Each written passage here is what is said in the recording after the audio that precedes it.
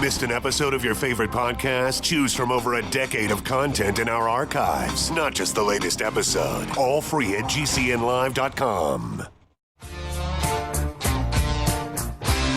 This is your call to action. Get prepared, America. Economy, survival, energy, disasters. This is USAPrepares.com. Informative radio, educational radio. Interact now by emailing instructor@USAPrepares.com or text at 434-390-7953. Class, please take your seats. Now, your instructor, Vincent Finelli. Everyone all set? Cocked? Locked? There we go. Your dial set correctly to USA Prepares. Thank you for being in class with us today. For now, I'm on the telephone. The network is not working. Very interesting because I had a chance to listen to one of our broadcasts yesterday, and it looks like they have inserted commercials wherever they want on YouTube, on the Ron Gibson channel, wherever they want us to be interrupted. It's unbelievable how, and they've changed the commercials. Like, you can listen at one time, and before the reviewer puts the commercials into the YouTube video, of which Ron Gibson strips out the commercials, Microsoft or whomever it is puts the commercials back in, and it's really interesting how they interrupt the flow of the broadcast intentionally. So commercial after commercial, and then they give you a little bit of breathing room, and then they hit you with some more commercials. So that's what's happening in our world right now. I am unable to connect to GCN on the digital side. I can only use the plain old telephone service, which is probably why you might want to consider not dumping your landline, because landlines are up 99.997% of the time, and the digital world is nowhere near that good. I'm delighted to be side-by-side here with Jason. He's engineering the broadcast in Minnesota. I'm Vincent Finelli. Guineith Isaacs is with us live in Australia. Welcome, Guineith. Hello, Vincent. How are you this morning? Well, I am continually frosted. I'm frosted with a lot of that are going on. And let me share this with you, Guineith. In the middle of the night, I woke up, and I've been using the term corona panic, and anyone who doesn't see it that way is not paying attention. And it means a lot of things. It means supply chain being broken. It means people getting sick. It means people dying. It means the communicability of this particular disease that is ravaging the world. It means it's a pandemic, even though there are some broadcasters who have emphatically said this is not a pandemic. It is a pandemic. No matter how you look at it, this is a pandemic. And so I woke up in the middle of the night again, and I do it many times. I've been doing it for like a couple of months now, I guess. And I hop on the Internet when it works, and I look at things. And what I did was I went to the Internet, Walmart.com, to see how much things cost and if you can get them. So I found a package, 8 packages, 4.5 ounces each. So they're very small packages of bean soup and chicken noodle soup. So there's an 8-ounce package of red peppercorn soup mix. 8 6-ounce packages, $40.41.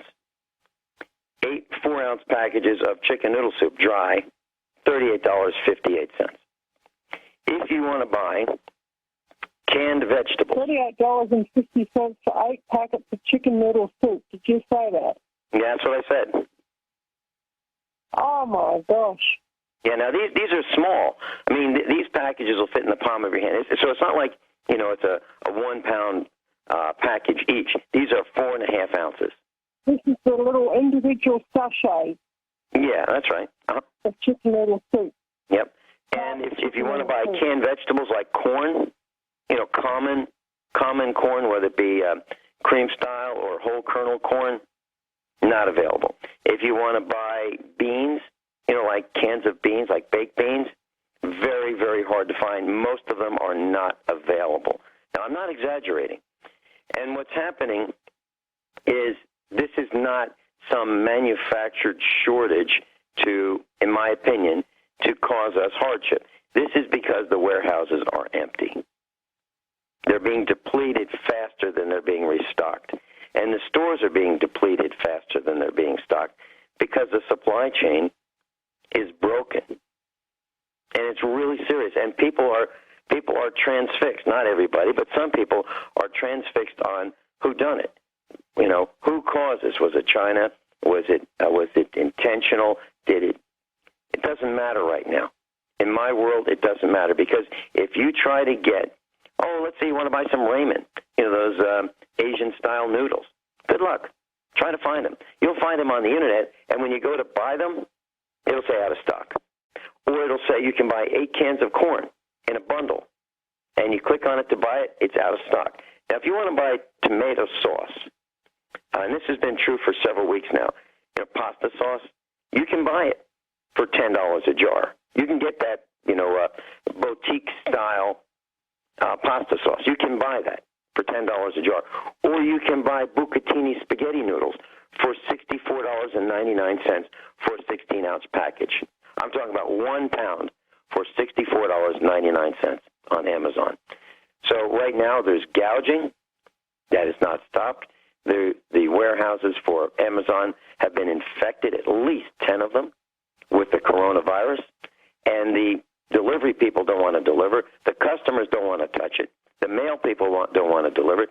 Our mail gal has a barrier, a sneezing, coughing barrier in her little mail truck.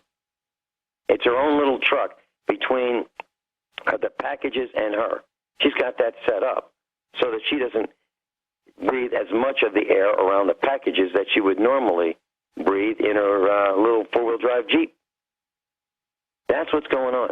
And there's some people who are saying this is a fake, this is a fraud, this is a hoax, this is, their words, BS. I can't believe it. I am stunned. And I will not allow that reckless, careless, incorrect information to go out over USA Prepares, because that's not our mission. Our mission is to protect and save, if we can. Have people do the things that they can do for themselves to protect their own lives and to survive. So we teach preparedness, and I will not allow people to say that this is a fake, a fraud, a hoax, etc. I won't do it. No matter what, I won't do it, because this is real. Absolutely real. Your thoughts, Guineith? It's not a fake virus. It's just not. Okay. I have friends from all over the world. I have friends from all different nationalities, even in real life. Here in Australia, I tend to attract people from a variety of backgrounds. And I have particular friends who they are Spanish. They have friends who come from Italy and come from Spain, friends and family members. And their friends and family members who work in Spain and in Italy, they work in hospitals. And I asked my friends, so how is it going in Spain and in Italy at the moment, you know? And my friend said, oh, my gosh, this is the most terrifying thing that my friends and relatives have ever seen. And this person has no reason to, you know, this person will only ever be truthful with me. It's that sort of friendship. Does that make sense, Vincent? You know?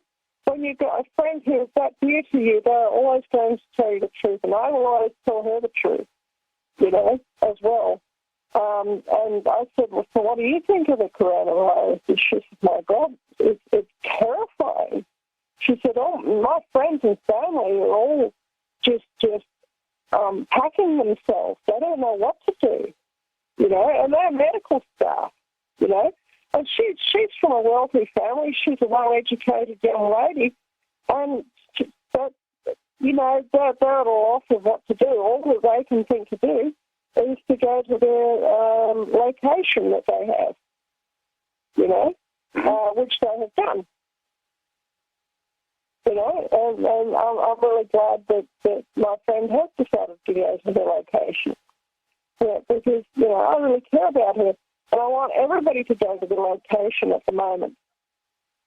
Because that's, you know, if you are in any city or any town at the moment, it's suicide to stay there. Okay? These places, every single one of them is just toast. Does that make sense? They're finished. They're gone. They're not going to continue. And if you're there, then you're going to very quickly find yourself in a very, very bad situation indeed. Does that make sense? It absolutely does. And I'm looking at a map of America going into lockdown. And by the way, class, I just was able to fix the digital feed. So right after this first commercial break, in just a couple minutes, I'll be switching to digital, and the audio will be much, much better. I'm looking at a map of America right now, and currently 265 million Americans have now been ordered to stay at home to combat the spread of the coronavirus. 265 million of about 320 million live here in the United States, but 265 million of the 328 or so million are under lockdown. And I'm going to tell you where these states are, in case you're wondering, class. We'll start on the left coast.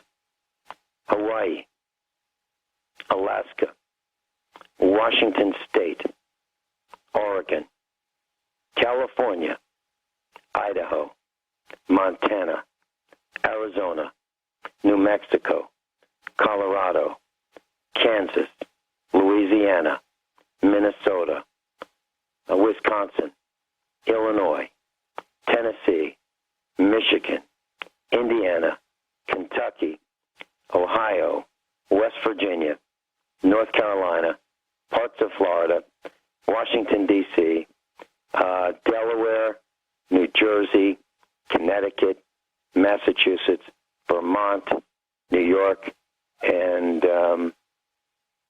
New Hampshire. There you have it.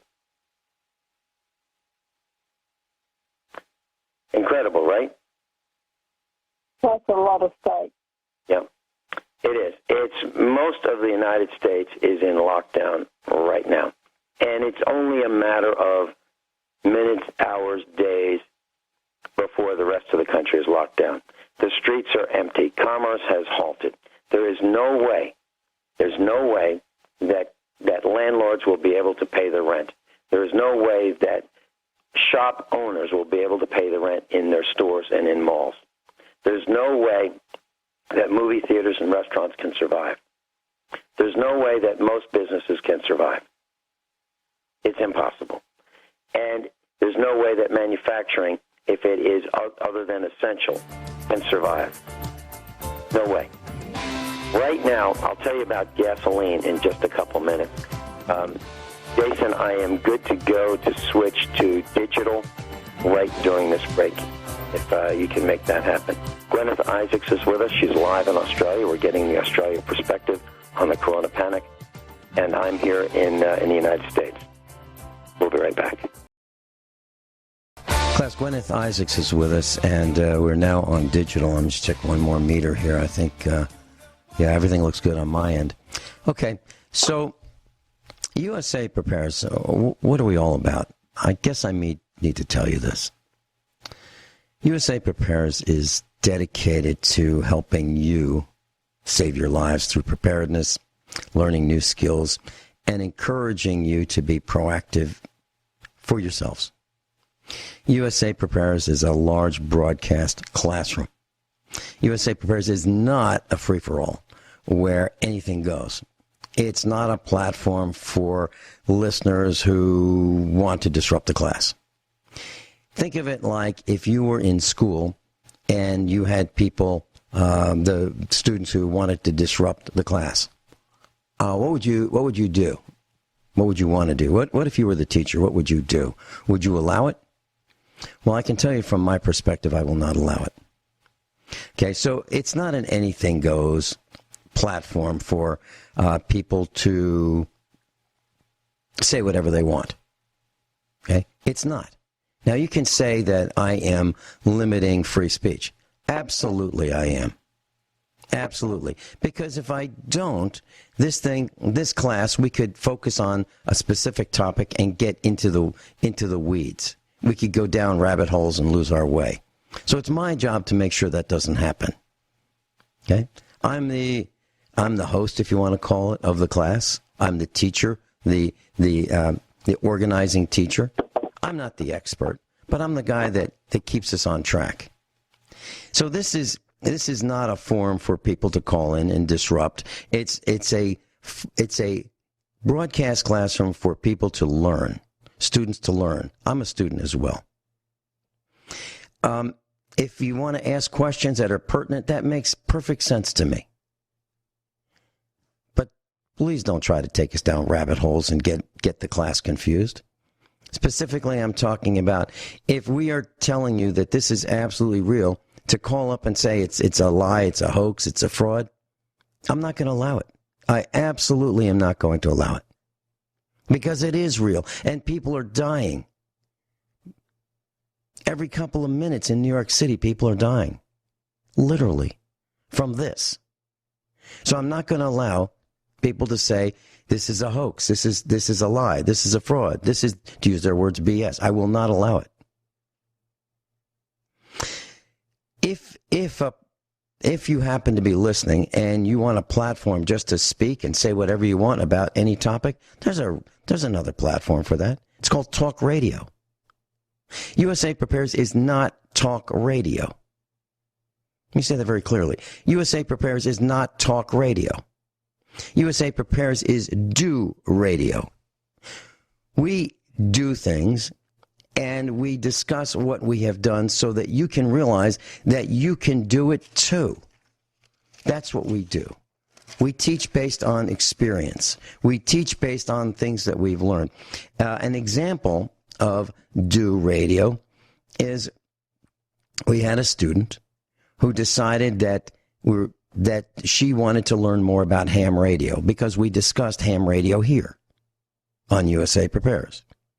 I'm a ham. I studied and passed the test. I've mentioned this over the years that I've done this. Well, she decided she wanted to learn more on her own accord. She studied and passed the exam. Now she's a licensed technical radio operator. Now she had to learn about frequencies, communications protocol, antenna theory, and she is now a USA Prepares instructor. Why? Because she went the extra mile, the extra distance, did things that were not required because she wanted to learn more. So I saw this as leading by example, and I invited this lady to join USA Prepares faculty. Her name is Joanne. She lives on the East Coast. So as I mentioned, USA Prepares is not a soapbox for anything goes. If it were, we'd be discussing the joys of pedophilia, the joys of homosexuality, cross-dressing, and other sundry perversions. We don't do that. We're not perverted. And we will not allow those kinds of disruptions. So if you want proof that this is not an anything goes soapbox for anyone and anybody, I just told you, it's not. We are do radio. So if you want to find a soapbox, there's plenty of them. It's called talk radio. Give them a call. We'll be right back. Class gasoline and wholesale price of gasoline in Los Angeles right now is 35 cents a gallon. 35 cents a gallon.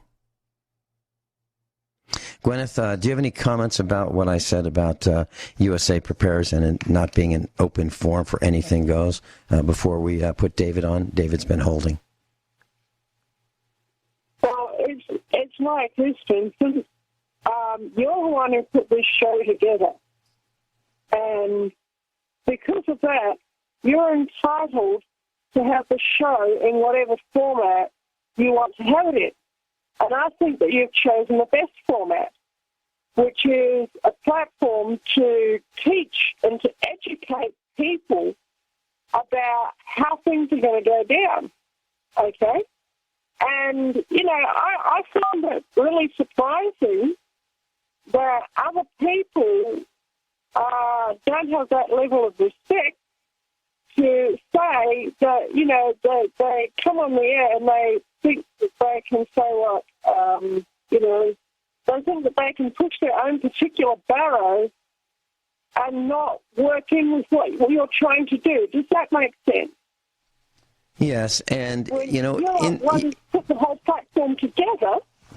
So, it's like, I guess it's like the situation that a lot of employers are facing these days is that they're finding trouble getting employees who are going to, work with the company culture.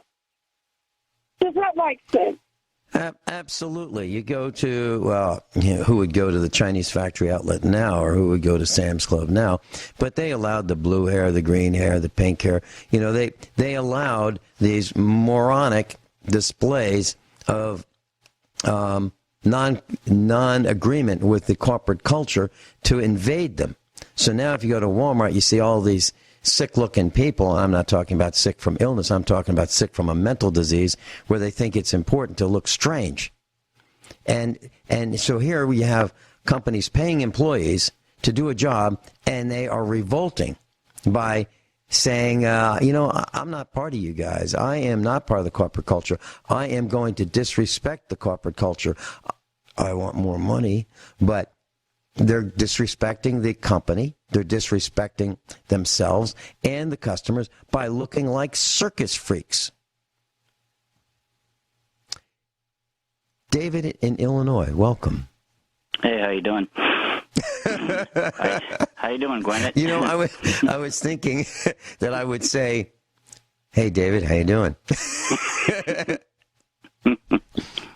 But she always asks that question. She always says, "You know what I mean, Vincent?" I can tell when my wife's listening because she'll start cracking up in the other room. I know what she means. Well, okay, there's some idioms that we use, and Guineith uses, "Do you know what I mean?" And I use one. So when I call, or when I answer the phone when Rich Sheben calls me, I'll say, "Hey." Or when I call him, see, he picked up on that. And when I call him, he'll say, "Hey." So, we're all doing it. So pretty soon I'm going to be saying, "How you doing?" Well. So, David, did you hear me yesterday when I decided that I would not tolerate someone saying, and then I have a quote here. The quote is, "The virus is not real. It is not real." Did you hear when that happened and I disconnected that call? Oh, yeah. I was waiting. I was like, told her, I said, "No, keep the dogs quiet. I want to hear this." Well, I'm sorry I had to do that. I really am. But this is the same person that calls and talks about the flat earth. And I can't really, the flat earth, I can't allow disinformation and disruption like that. So if you want to talk about the flat earth, there are plenty of broadcasts, actually talk radio that you can call, and they'll probably be entertained by that. But we have so little time to teach, and I'm not willing to let the other side of the message come out to confuse our class as to what is correct.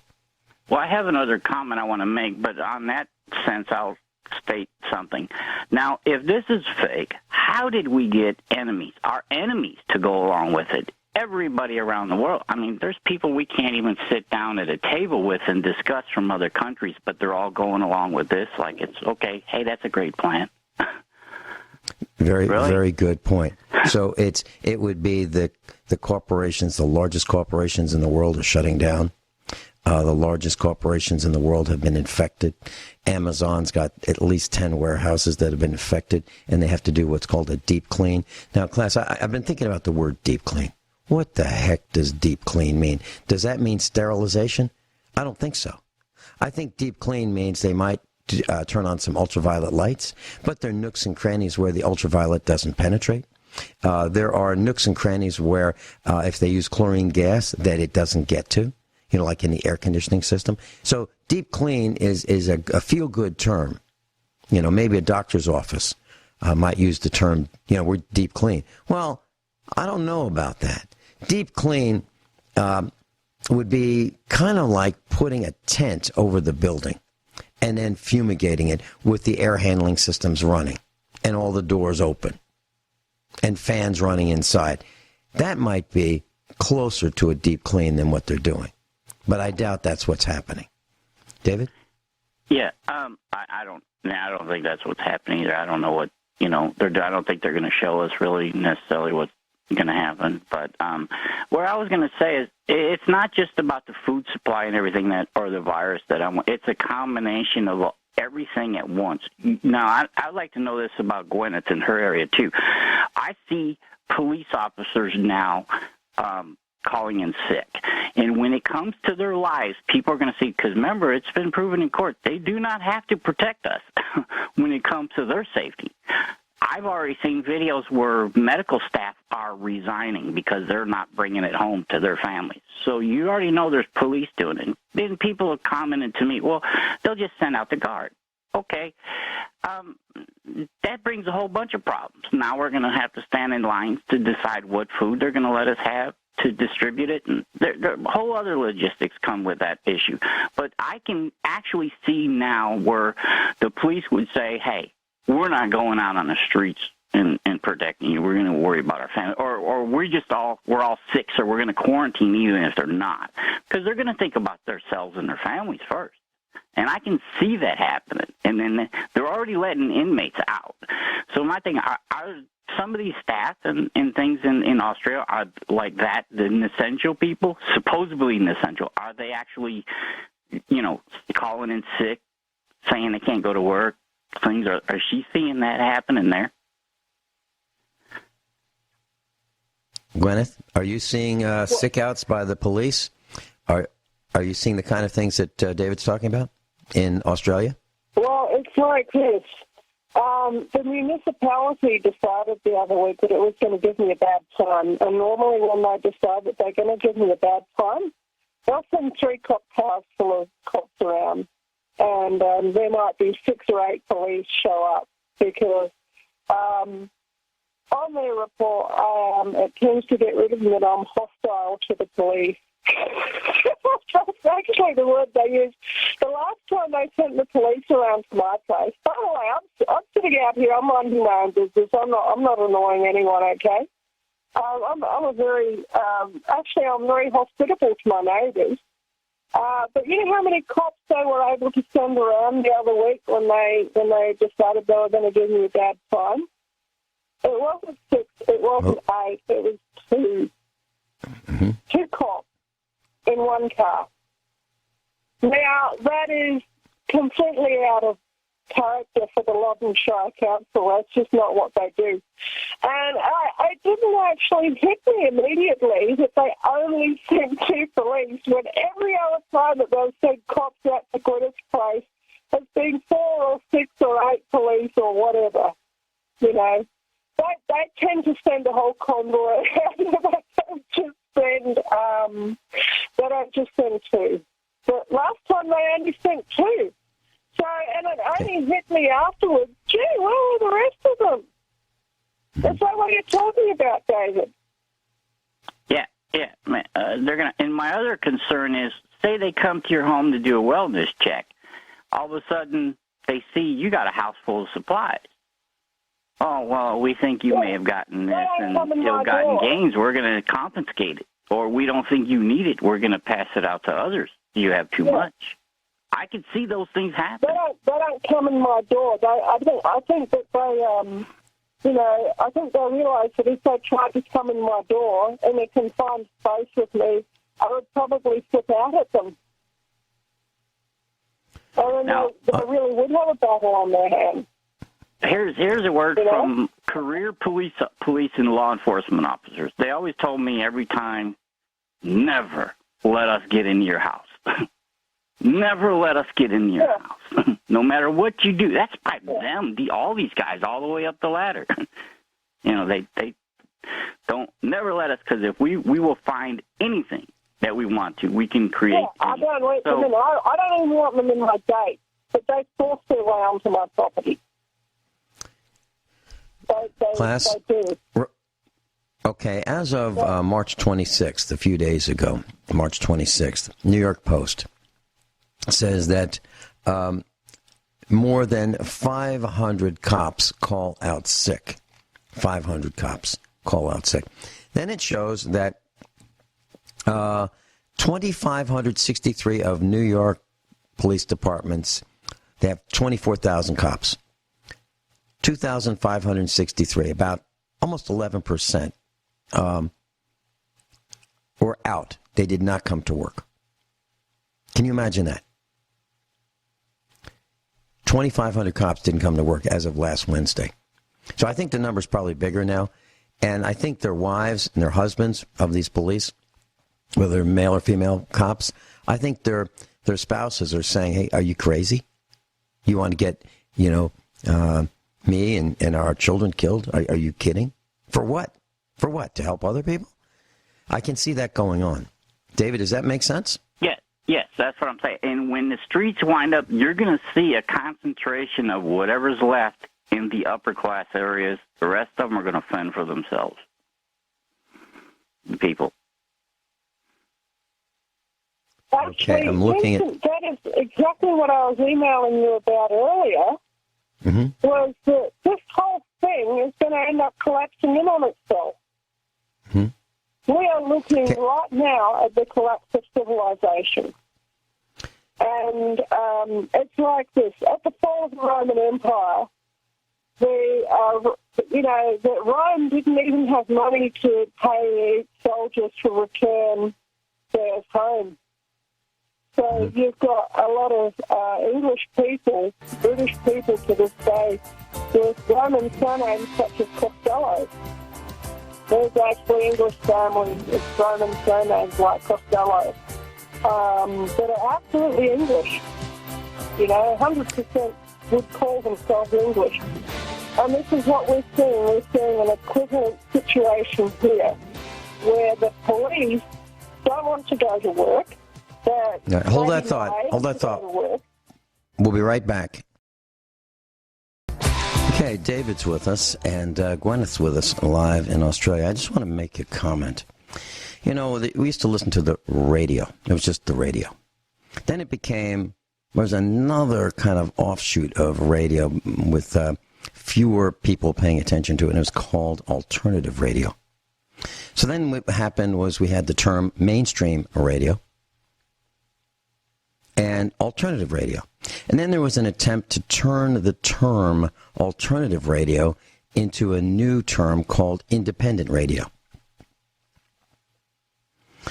Now, if you want to think about it, USA Prepares would be the closest thing I can think of to independent radio, because USA Prepares has no commercials. And Genesis Communications Network has never fired me. Never. And they've never told me what to say. And so USA Prepares is independent. But on radio networks, and I'm not talking about GCN, I am not talking about Genesis Communications Network, I think it's less true that radio could be called independent radio. Why? Because people have agendas. There's some programming if you want to listen to some pro-President Trump agenda radio. You can listen to it. So how can you call that kind of programming independent radio? Okay. What you'd have to call that is something different, like opinion radio. And that's what I've been finding. There's plenty of opinions and less fact on broadcast today. And it bothers me. And in the radio world, on radio stations, you'll find infomercials. You'll find the travel hour. You'll find the insurance hour. You'll find the chiropractic hour. You'll find the home repair hour. But it's all It's all paid programming. And it's the host gets money from the sponsors. The sponsors got a new ceiling fan for a bathroom. And then for a half hour, that guy gets interviewed about how great this ceiling fan is. Obviously, it's a half-hour infomercial stuck inside a 1 hour program to sell ceiling fans of a particular brand. That's what radio has become in many ways. But that's not who we are. We are not that. We are actually... And I do have an agenda. I have opinions, but USA Prepares is not sponsored by anybody. And my agenda is to teach people things I think they should know. Now, do I choose what I think they should know? Yeah, I choose a lot of what I think people should know. I actually pick instructors based on skill sets that they have and their ability to communicate. And I find them, and I ask them if they'd like to come on the air. And if they would, we have talking points so that I don't embarrass them, so that I don't ask them a question that they are not prepared to answer. And so they stay on track. That's why we have talking points. But we have nothing for sale. Not even my book is for sale. So I'm just sharing my book on the air, and I'll share that on Friday with you. So I just wanted to mention that. David, you listen to a lot of talk radio. Do you find what I just said to be true or not true? Oh, yeah. No, I've had many times where I would listen to a show, and I'm thinking I'm listening to actual information that could be useful, and then all of a sudden the commercials will come on, and like you said, even the commercials are geared to the topic at hand, and I'm like, oh, this is ridiculous, you know. So yeah, I see that a lot, and I get irritated with that, and then I don't listen to them anymore because to me they're sellouts. Have you heard any programming that appears to be paid programming where there's an agenda that is specifically targeted to promote one point of view? Yeah. I've seen I give you an example. I don't know if this is exactly what you're looking for, but this is an example. I've seen one radio guy. He was really going off on coming down on CBD.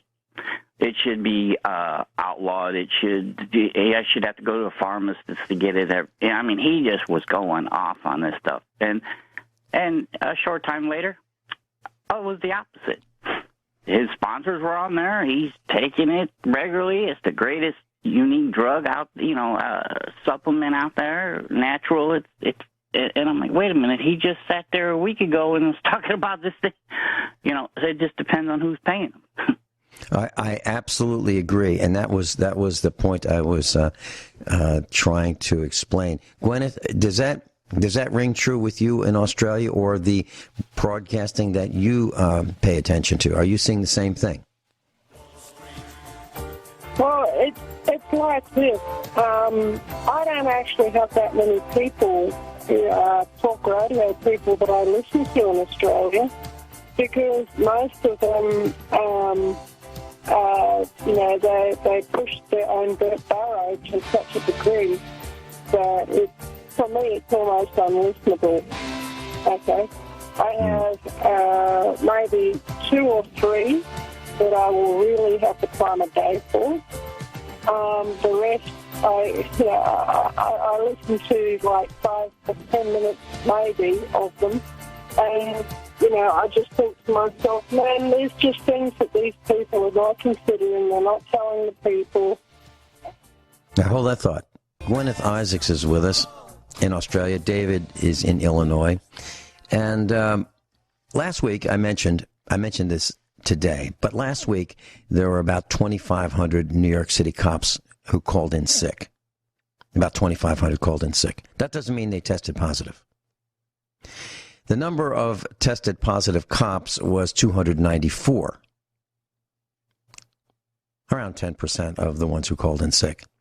So there were 294 cops tested positive about a week ago, and 57 civilians who were infected that work with the cops. And 2,500 called in sick. 13 hours ago, it was reported by Fox New York, Over 1,000 cops have tested positive.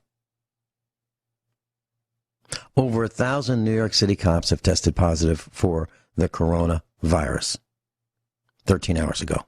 So it's more now. So when you think about these people, and it really makes my blood boil when I think about those who say this is a fake, this is a fraud, this is BS. I've lost friends over this. I have. I've lost 4 friends in a matter of weeks over a couple things. Failure to uphold their end of an agreement that cost them nothing. Absolutely cost them nothing. And situational morality, situational ethics, well, you know, times change. It has nothing to do with the corona panic. Nothing to do with it. So I've lost friends over that. I've lost friends over their opinions about the coronavirus and the resulting corona panic. People think that it's not real. Really? Do you really think that there's over 1,000 New York City cops testing positive for the coronavirus and this is not real? Really? That's just New York. I'm going to give you some numbers. I'm just going to shock you right now. Here are the numbers. I'm trying to make this simple because it's radio. Not that you're simple, class, but I'm going to try to make it simple because there's no visual aids here. On March 1st in New York City, these are confirmed cases, okay? On March 1st, a month ago, there was 1. March 7th, there was 12. March 9th, there was 20. March 12th, there were 95. March 16th, there were 465. March 18th, that's 2 days later, 1,871. March 22nd, 4 days later, 9,045. 2 days later, March 24th, 15,000. March 26th, 2 days later, 23,000. March 28th, 31,000. This is just New York City. March 29th, the next day, 38,000. April 1st, 43,000. As of yesterday, New York State alone, just New York State. Now, I was talking about New York City before, the 43,000. That's New York City. April 1st. New York State, as of yesterday, 76,000. That's one of 50 states, right? The U.S. death toll is now, the death toll is over 4,000. It's doubling every 3 days.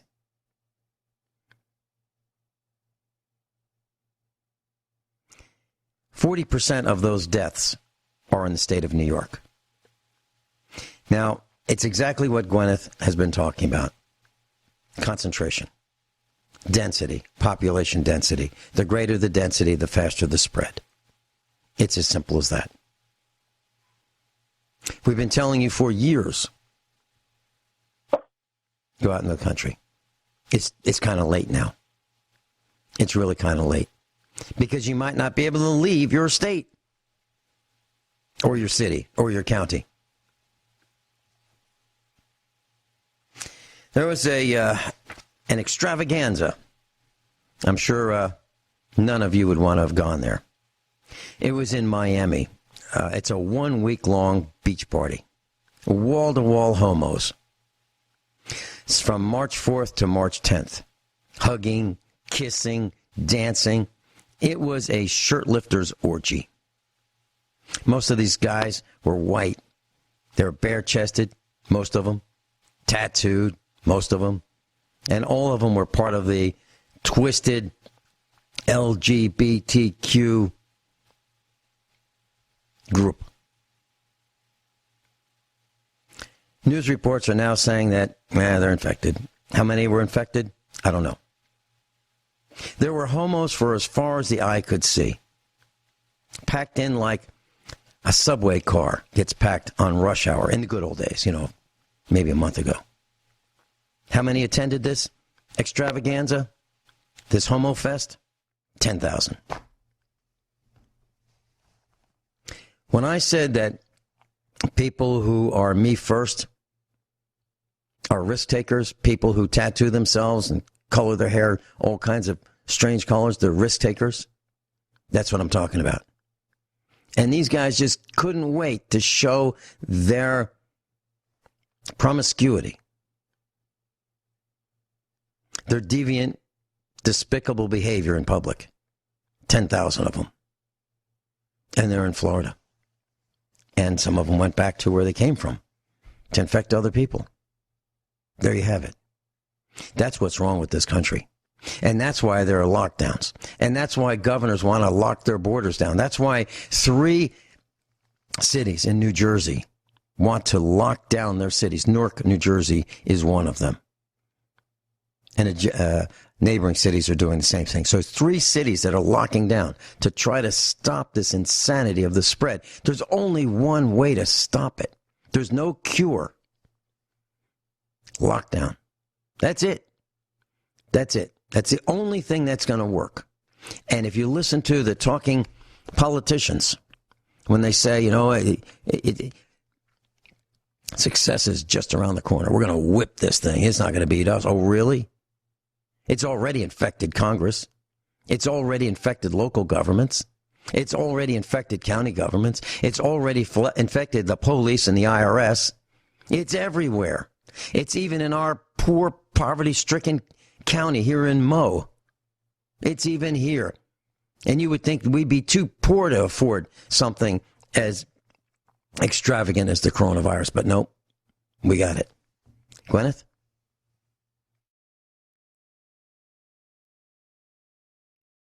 It's pretty bad. Here in Australia, what they're doing is they're wanting for people to have permission to leave their own homes from the government.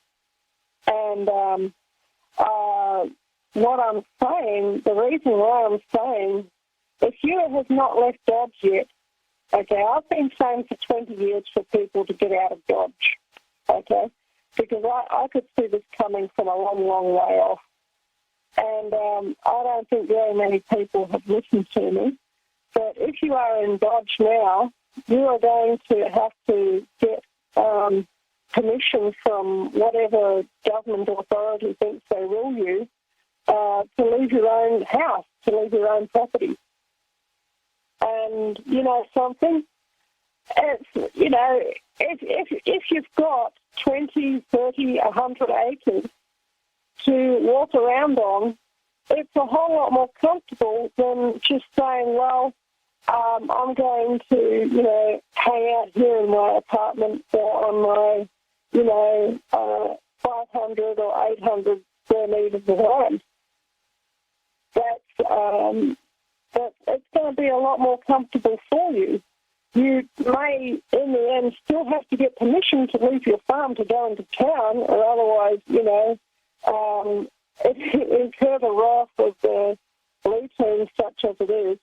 You know, even though a lot of them are sick, the ones that are well, they seem to have become more rabid.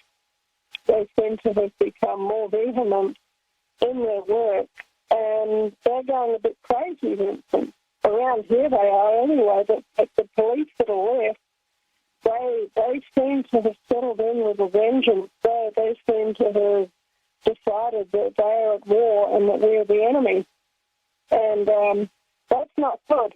It's not good for us, and it's ultimately not going to be good for them, and they can't see it yet. But it's a lot more comfortable when you've got a little bit of countryside around you to say, well, you know, if I can't leave my piece of real estate without getting hassled, I haven't been able to leave my real estate without getting hassled for several years, actually. You know, so for me, it's like, whatever, you know, it's, you know, another reason for people to, you know, get annoyed at me. Well, we'll put that one on the bottom of the list. But, yeah, it is going to be more comfortable for you, if you've got a decent swath of land around you, does that make sense? If you've got vegetables and if you've got animals, you've got things to do. And, I can't understand how people say that they're bored, that they can't think of anything to do at home. Because even when I was living in the suburbs, I had so much work around my own little, 800 square metre suburban block, so I hardly knew where to begin. Does that make sense, Vincent? Yeah. David, your comments? Well, I agree with a lot, about, I don't have a problem with being away from people. I prefer it. Years ago when I was in college, I started studying. When I studied psychology, I started noticing a lot of marriages splitting up, and I wondered why. You see all these people that would work through their careers, and by the time they retire, they don't have any idea anymore who they're sitting across the table from. And I just said, look, we're going to change. These are going to be our days. No overtime, no matter what. This is our days. We're just spending time together. I don't have a problem with it, so I know who I'd rather be here instead of out in the public for the most part, because I just nobody learns that way anymore. Nobody sees and can learn from example of what they see out in public and say, maybe we shouldn't do something like that. And they're having it rough. David, there's no such thing as a tombstone that is inscribed with the following: he wished he spent more time at work.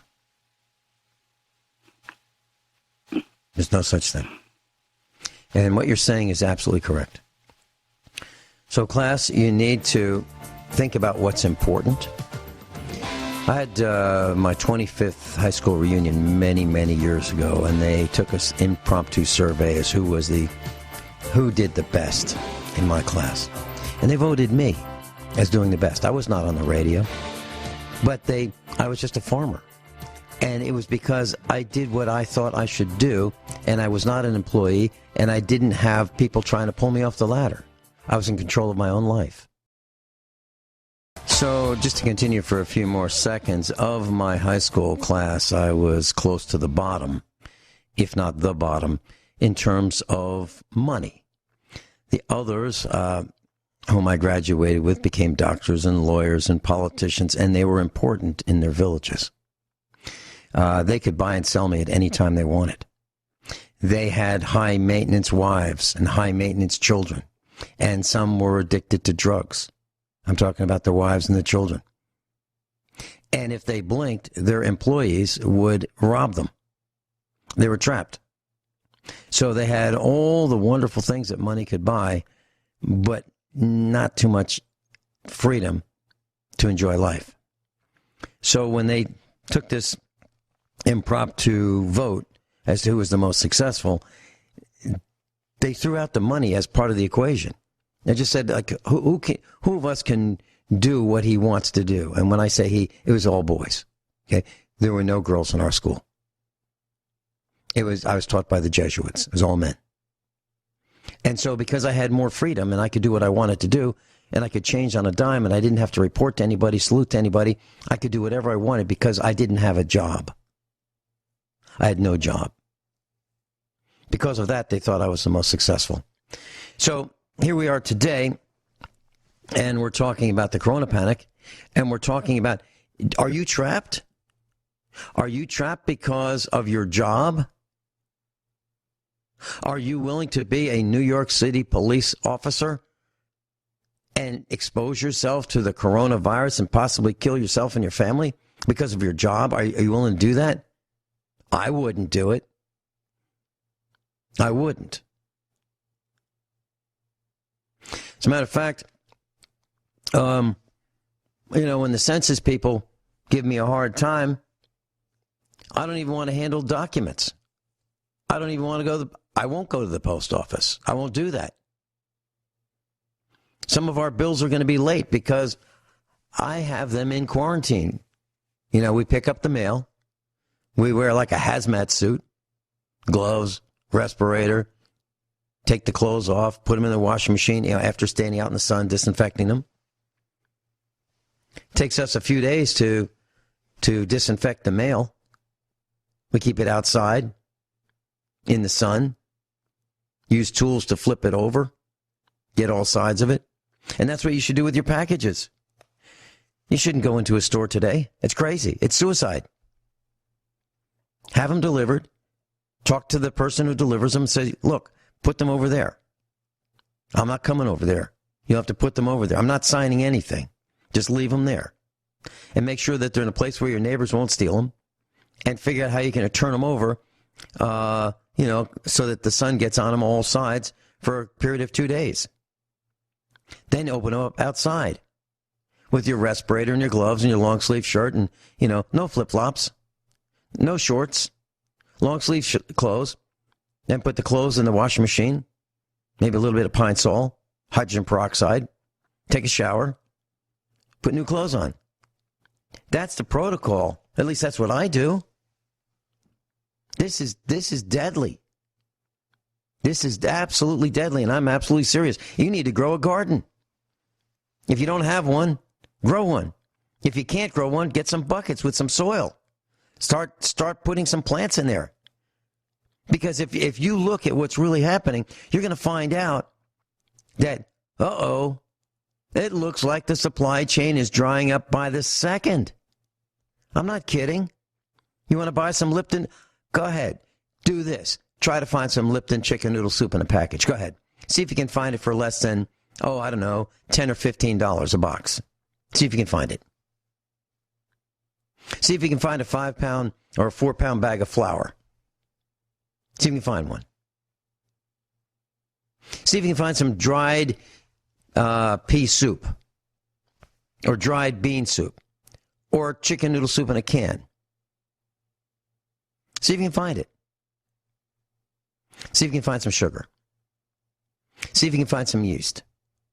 See if you can find some spaghetti noodles, like Ronzoni or Butoni or Good Value. It doesn't matter what kind. It's not available. When we come back, I'd love to hear Guineith's comments. I've said enough. I'm trying to tell you, this is absolutely, positively real, and if you're not paying attention, you're a fool. And don't listen to the herd. The herd doesn't get it. The herd is the GDP. They don't get it. And they're going to get us killed. Guineith, your turn, and then David. Okay. What I would like to talk about, could I talk about the curve that everybody has been discussing? About flattening the curve. I think that governments do that. Governments make up these words, these terms. When I built computer systems for the federal government, they had a term called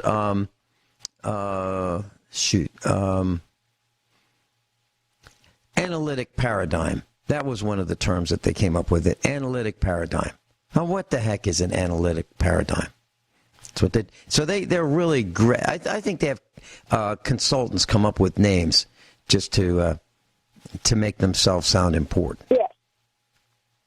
Well, anyway, what flattening the curve means is basically that instead of, there being a whole lot of people dying all at once, okay, that the people who are dying are spread over a longer time period, okay? But what they are not sort of emphasizing to people, I wouldn't say they haven't said it, but they haven't emphasized it, okay? So they have been deceitful. It's going to be the same number of people dying, okay?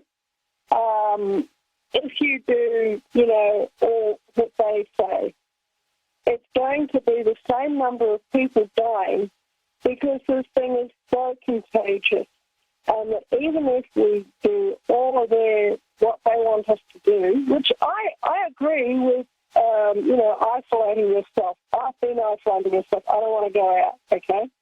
But even if you don't isolate yourself, you're absolutely going to get it, okay? But even if you do, you're still going to get it, but you're going to probably get it later. And what it's going to mean, okay, this whole thing of flattening the curve, they haven't been very honest about it because with the pandemic, instead of the pandemic maybe lasting 6 months or a year, okay, it's going to last 18 months, 2 years, or even 3 years. That's how long it's going. And if you look at their numbers, their own numbers say this, okay? And by the end of that 3 years, you are not just going to have people who have died of the COVID-19 itself, the Wuhan coronavirus, okay?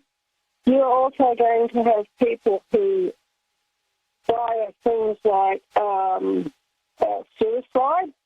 You're going to have people dying of things like heart attacks from not being able to get their heart medication, from lung conditions, kidney conditions like diabetes, liver conditions, all these conditions where people are reliant on pharmaceutical drugs, okay? And you're also, because of the supply chain disruptions, or the lack of nourishing food, you are going to get people dying of starvation. You're going to get people dying of things like cholera from not having adequate sewage treatment, because the sewage treatment guys are not going to turn up to work either. They're either going to be very ill, or they're going to be dead, or they're just not going to want to come to work, okay? Because they'll be too busy looking after their own families. So, and then you get, you're going to get people, because the sewage systems go down, you're going to get people dying of things like cholera and dysentery and hepatitis, which is yellow fever. And, you know, because of the lack of nourishment, they're going to be dying of things like tuberculosis and other dietary associated diseases.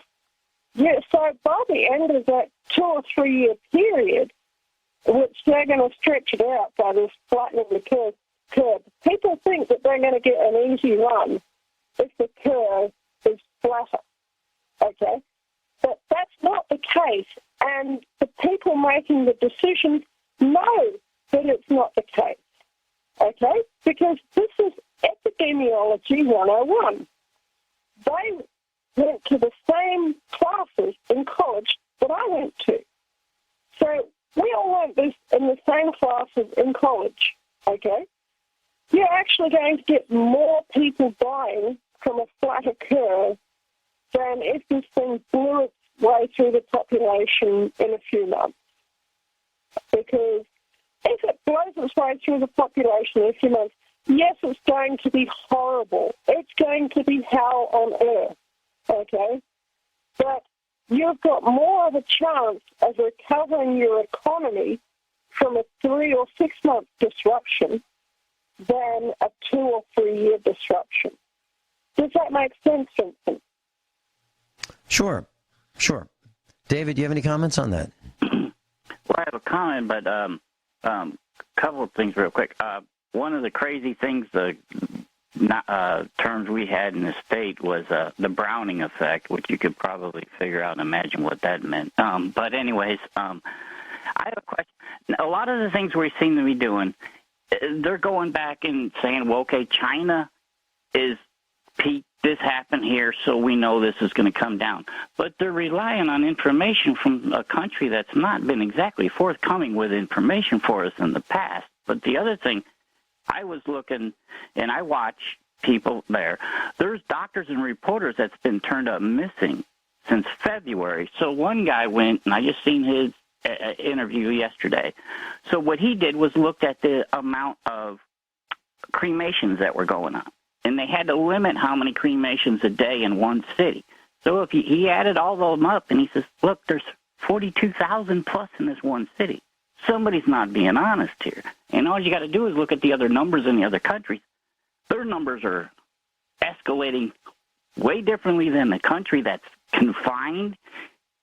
They do things way differently. Their whole society there, and yet they're hardly getting touched. It doesn't make any sense. I think we're looking at they're looking at false hope. That's a very good point, because if you look at what the president is saying, he's been very positive about this, so positive that that he's giving people hope when there is no reason for having that kind of hope.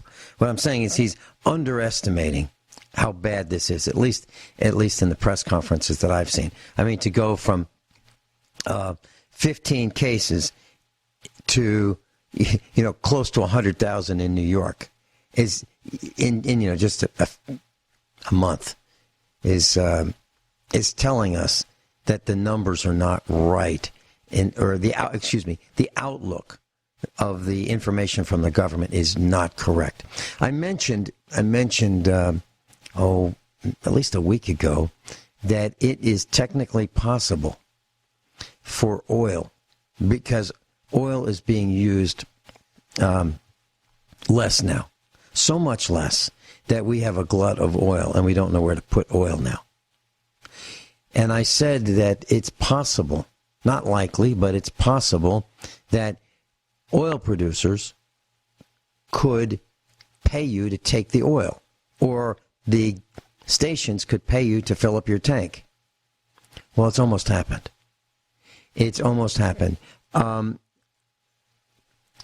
Crude oil in Wyoming asphalt sour means a dense oil used for paving. They are now paying companies to take it away at 19 cents a barrel. So oil has gone negative. That's not exactly what I said, but it's getting really close. So let's give it a little bit more time and see if that you get paid to fill up your tank by the service station or the gas station. That's how bad this is. Now, diesel is still holding its own a little bit because the trucks are still rolling. But the bottom 93% are not using so much gasoline because we're kind of being told to stay home. And I have no problem with that because I prepared for that. I prepared to stay home for a long time. This is like 30 years now that I've been preparing in my mind that this was coming. Actually, I think it's late. I didn't think it would be exactly this. I knew it would be some kind of a enormous problem. And doomsday preppers, what are you preparing for? Well, I'm preparing for grid down, or I'm preparing for whatever it was. We were preparing for everything.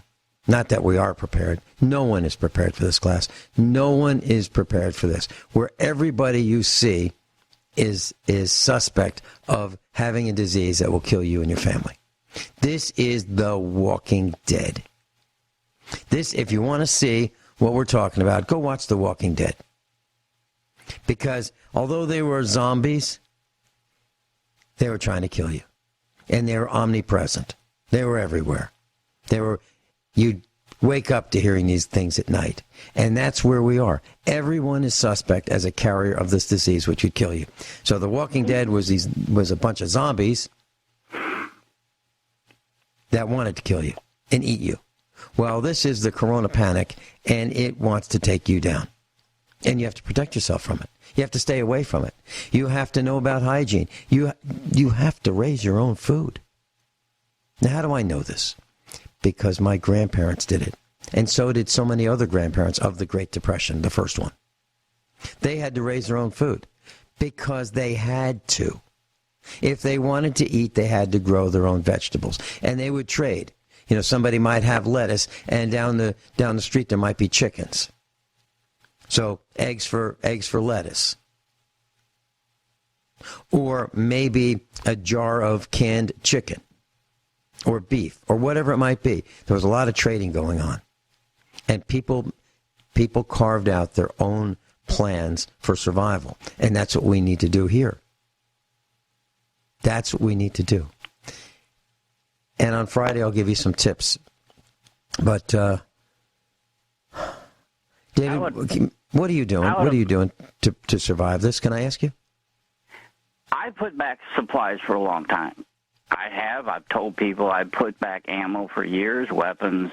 At first, the wife was like, but then we've had tornadoes, things like that, where we couldn't access, things that needed to be done. And like I told her, it's not one thing, it's everything can happen. You have to, and she realized that, hey, yeah, he does know about these things, so she was all good for it. And now, we have a lot. But people that would think you're crazy, they would just make fun of you. And now they're the ones that are calling up and saying, hey, if something gets tough, can I come there? No. I know everybody outside these walls I have to worry about. The less people inside, then that's the ones that those are the ones that I'm in charge of to make sure they're safe. I don't need to worry. The more people that are in here, the more I got to worry about. I don't want to worry about those situations. One of our boys has coined this term, and it's this kind of unusual. And we talk about the GDP here. We have family meetings multiple times a day, and I talk about how people are doing really stupid things, and they're putting themselves and their families at risk. I mean, they're just ignorant, risky, stupid things.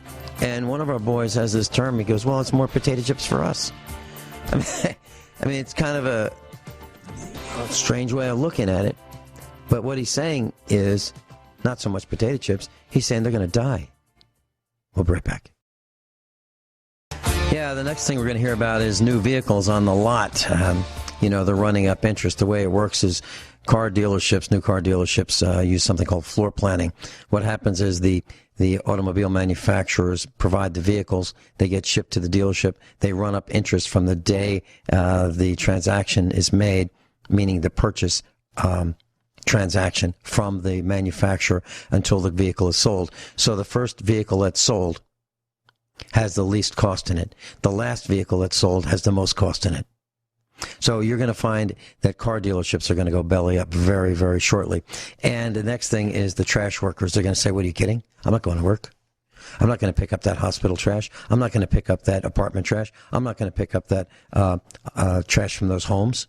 I don't know who's sick. I don't know who's been sneezing, coughing, wheezing, spitting in the trash. I have no idea. I'm not touching it. That's next. Guineith, your thoughts? Here is a complete systemic collapse, and there's no way around it. If you don't lock people down, they're going to go out there and they're going to spread it, and there's going to be people dropping dead on the streets, and so many dead bodies that it's going to be like the bubonic plague. It's going to be like something out of a medieval, saga. If you do lock people down, you're going to destroy the economy, because you will have to keep them locked down for at least 2 or 3 years, okay? Because every time you lift the lockdown, you will get another outbreak of this. This is not going away. This is the new normal, okay? And, there's just no way around this. This is the systemic collapse of our society. This is the fall of Rome. And the only thing that you can do... This is the fall of Rome. Survive. Get out there in the countryside. What was that, sorry? This is the fall of Rome. That's absolutely correct. I just want to share with our class something that I've learned. So if you go to Walmart.com and you want to buy some pasta, you can probably find a package, 1 pound. But the limit is 1. The limit is 1. But you've got to get to a $35 minimum in order to get free shipping. So I'm going to tell you a workaround. They're probably going to be furious with me for saying this. So here's what you do. You put 1, it's limit 1. So you click on 1 and you put it in your shopping cart. Then you go back and you put another one in your shopping cart. Then you go back and you put another one in. And if you're really, really clever, you can spend all the way up to $35 and find enough things to put in your shopping cart, but you probably won't really like them. They are not going to be your first choice. They're going to be that can of pasta sauce that you absolutely despise. But when you think about it, it's way better than nothing. It's better than sawdust or eating grass, as the Japanese did during World War II. They ate grass. They made soup out of it. Guineith, did you know that? Yeah, they did. And during the Irish potato famine, there were people who died with green mouths from eating the grass. What you might want to do is do a little bit of research online, find out what plants are growing in your garden, in your flower garden, that are edible and are good for medicine, and begin to propagate those ones out. Okay, There are some garden flowers will kill you, but some of them are actually very, very good to eat. And other parts of the plant are good to eat, but people need to do their own research. And the advantage there is that if rooters come through and they find your place and all you're growing is flowers, then they're more likely to give your place a miss because they can't see your food. But some of these flowers are very, very good, highly sought after food plants. You know, but people need to do their own research to find out which ones are the edible ones and to make a habit of cultivating those flowers and those herbs and plants that are normally found in a flower garden. Okay? And it will vary as well depending on your climate. Mm-hmm. Okay? And one thing... And a lot of them are very, very easy to cultivate. But like I say, I can't do your research for you. I don't know where you live.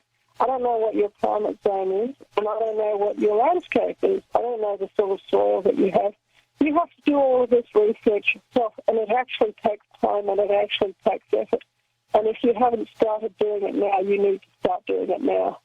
Does that make sense, Vincent? Yes, and if you haven't started, you're way behind the curve. Yes, there's a little bit of time, not much. Not much time. We are in the collapse mode. And a book that you may want to consider, I see there's one left on eBay right now. It's the Illustrated Encyclopedia of Healing Remedies by Dr. Shuley. The Illustrated Encyclopedia of Healing Remedies. Right now you can get one shipped, $7.28. It's the last one according to what I see on the internet right now. That's on eBay. David, thank you for being with us. I really appreciate your wealth of information and your down-to-earth suggestions. They are practical. Yes.